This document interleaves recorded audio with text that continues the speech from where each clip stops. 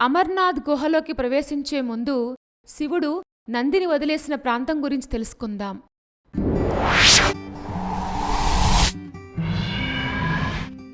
పెహల్గాం, దీన్నే పెగల్గాం అని కూడా పిలుస్తారు. ఇది ఉత్తర భారతదేశం, జమ్మూ కాశ్మీర్, అనంతనాగ్ జిల్లాలో ఉన్న పట్టణం. అనంతనాగ్ నగరానికి 45 కిలోమీటర్ల దూరంలో లిడ్డర్ లోయలో లిడ్డర్ నది ఒడ్డున హిమాలయాల్లో 7200 అడుగుల ఎత్తులో ఉంటుంది. పెహల్గాం ప్రసిద్ధ పర్యాటక కేంద్రం, హిల్ స్టేషన్ కూడా.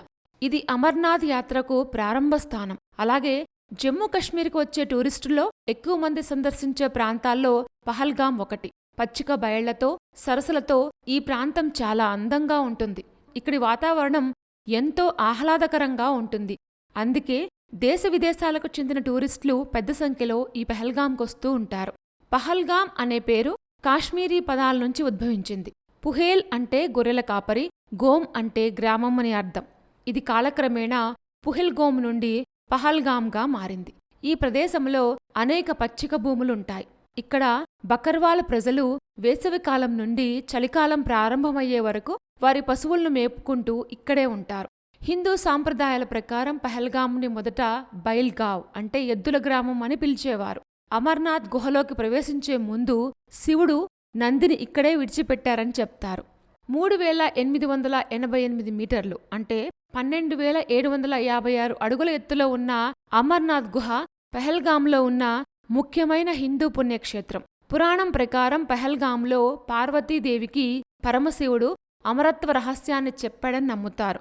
అమర్నాథ్ గుహలోకి ప్రవేశించే ముందు శివుడు పెహల్గాంలో నందిని, చందన్వారిలో చంద్రుడు, శేషనాగ్ సరస్సులో పాములను విడిచిపెట్టారని చెప్తారు.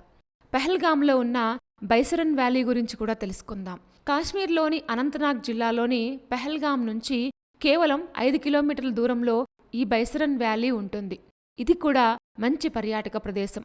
మార్చి నుంచి జూన్ మధ్యకాలంలో టూరిస్టులు ఎక్కువగా ఈ ప్రాంతాన్ని సందర్శిస్తూ ఉంటారు. ఈ సమయంలో పహల్గాం అందాలను చూసే అవకాశం ఉంటుంది. అక్టోబర్ నుంచి ఫిబ్రవరి వరకు ఈ ప్రాంతం మంచుతో కప్పబడి ఉంటుంది. తీవ్రమైన చలి ఉంటుంది. స్విట్జర్లాండ్లో ఉన్నట్లు కనుచూపు మేర ముదురు ఆకుపచ్చ రంగులో పచ్చిక మైదానాలు బైసరన్ వ్యాలీలో కనిపిస్తూ ఉంటాయని, అందుకే దీన్ని మినీ స్విట్జర్లాండ్గా చెప్తూ ఉంటారు.